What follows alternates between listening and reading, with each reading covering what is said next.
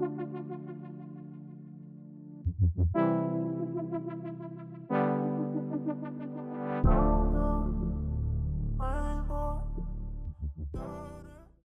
what's up guys? So today we're going to be taking a look at the Kanami and Plus collaboration.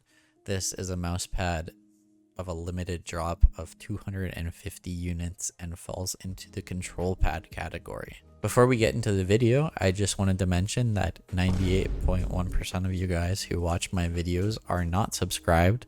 So if you enjoy my content, make sure to subscribe and hit the notification bell so you don't miss out on any uploads.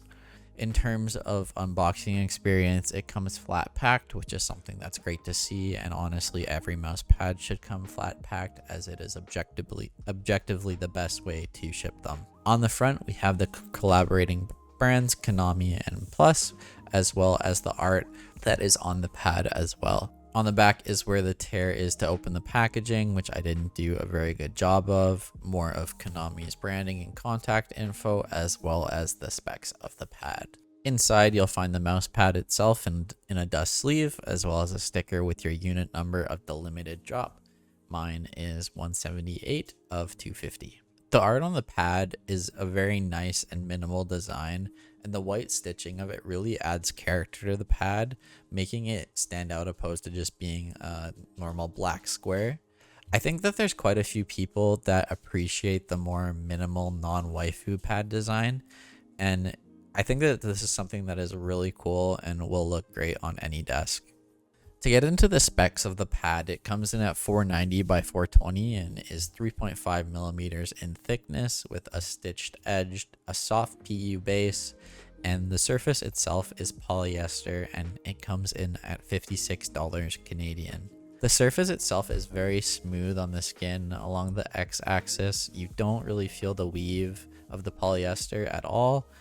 You can feel it a little bit on the Y-axis, but it's not something that you're going to notice during use. It also feels great with a sleeve on. I tested with both my Pulsar sleeve and my Focus sleeve that I have on now, and there's no issues with it with tugging at all. So if you're someone who likes to wear a sleeve, you shouldn't have any issues there either. The static friction is definitely a lot higher than the dynamic friction is on this pad. Once you get the mouse moving, there's pretty much no tugging at all. It gives a very open feeling, and I don't feel like I'm fighting with the pad at all. But when you go to change direction or do really fine micro adjustments, that's really where you start to feel that tugging that you kind of expect coming into a control pad. The glide on the X and Y axis is very similar, and I do notice that the X-axis feels ever so slightly slower than the Y-axis does. Additionally, I just want to mention that I live in a very dry climate, so it's hard for me to provide an accurate measure of performance in high humidity, but when it's colder in my house, it's a little bit faster, and when it's hotter, it is a little bit slower. The stitching is very tight, and it's not something that you're going to notice much on your skin while using it.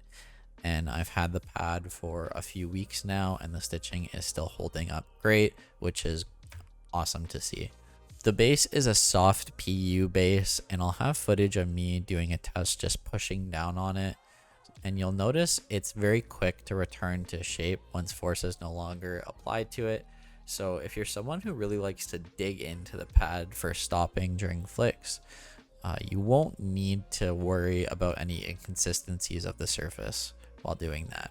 The base itself is textured, and I'm not really sure what the shape is of the pattern on the base, but it really helps with keeping the pad in place while playing. I have no issues at all with it moving around, but it's not glued to the desk either, so it's a really good balance there. The overall performance of the pad has been great.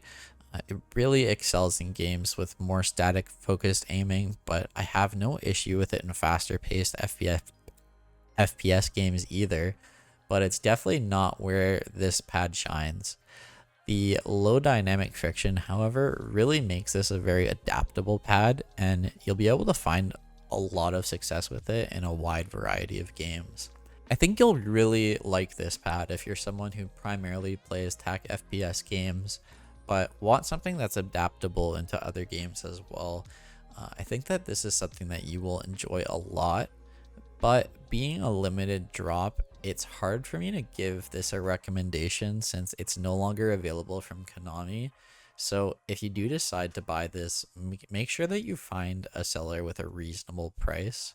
Additionally, I purchased this directly from Konami and was charged $43 in shipping, and then was hit with an additional $40 fee from UPS, bringing the total amount spent on this to about $140 Canadian. Getting absolutely fisted on shipping fees like this isn't something that's new to me, but paying almost twice as much as what the pad is worth is never a fun experience. And I know that this isn't just a me problem, but hopefully things will be able to improve in the future. That's going to be all for me for this video, guys. If you enjoyed, make sure you leave a like and a sub. We're getting really close to 100 subs. I really can't express how much I appreciate that. And make sure you drop me a follow on Twitter as well so you can stay up to date with me. I will catch you guys in the next one.